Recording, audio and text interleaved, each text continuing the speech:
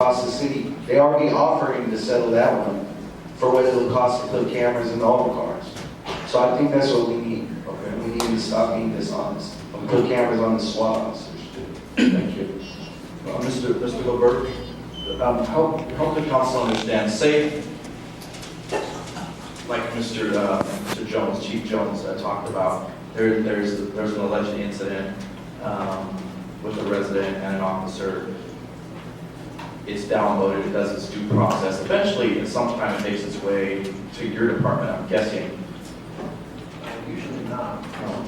Usually not. It might only come to us if it was a civil matter, a civil case that was filed. And you might get, if it's a criminal matter, we would know. So then, Chief, if say there was something, and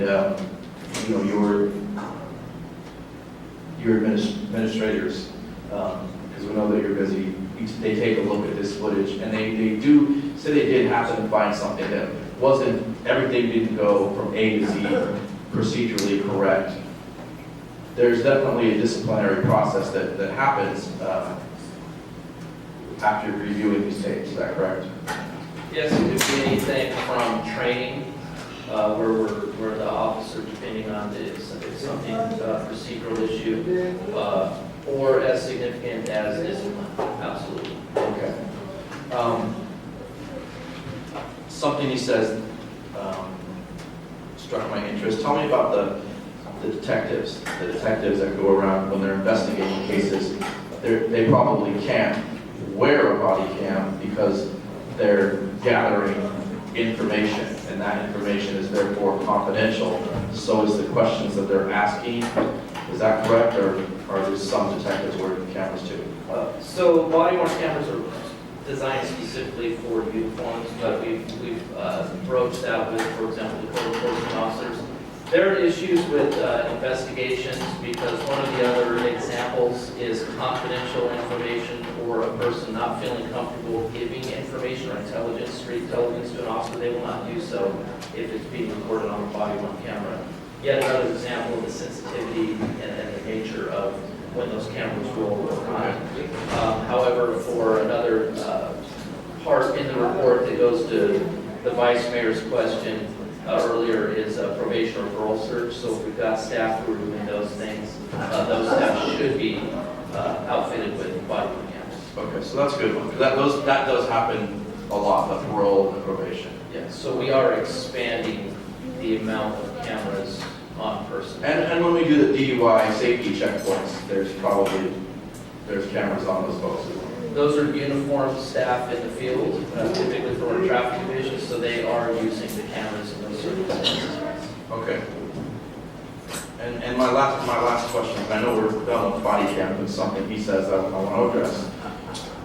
If there's a physical confrontation between a suspect or an officer, or if there's a safety situation where an officer has to perform CPR or first aid or something where the person's running around, it is plausible that the camera could fall off or the camera could be shut off. Okay, there would be no conspiracy behind that or anything crazy. It just, I mean, if you and I started wrestling, start stuff, your stuff's gonna come off, right? So does that happen? It does, and it has happened. Okay. With our own staff, most other large agencies that have them, they've had it occur as well. So we affix those as well as we can to their uniforms, but certainly, just like sometimes other equipment on the officer becomes dislodged, so can that, and so does that sometimes. Okay. So how do we stop public,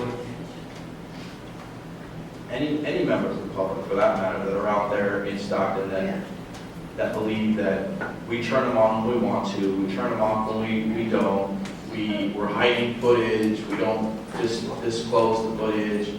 There's obviously a process where disciplinary action takes place. So maybe some of what people say eventually does get investigated by internal affairs, and there's either something there or there's something not. Would you say that takes 6 months, 9 months, a year? How long would that wait be? So an administrative investigation can take anywhere from 4 to 6 months, a complete administrative investigation. but also a protocol investigation, reviewing an officer's use of very significant force. Recall we have a countywide protocol, so the district, it's under the district attorney's. And so many times, many of these circumstances we're discussing have the district attorneys review.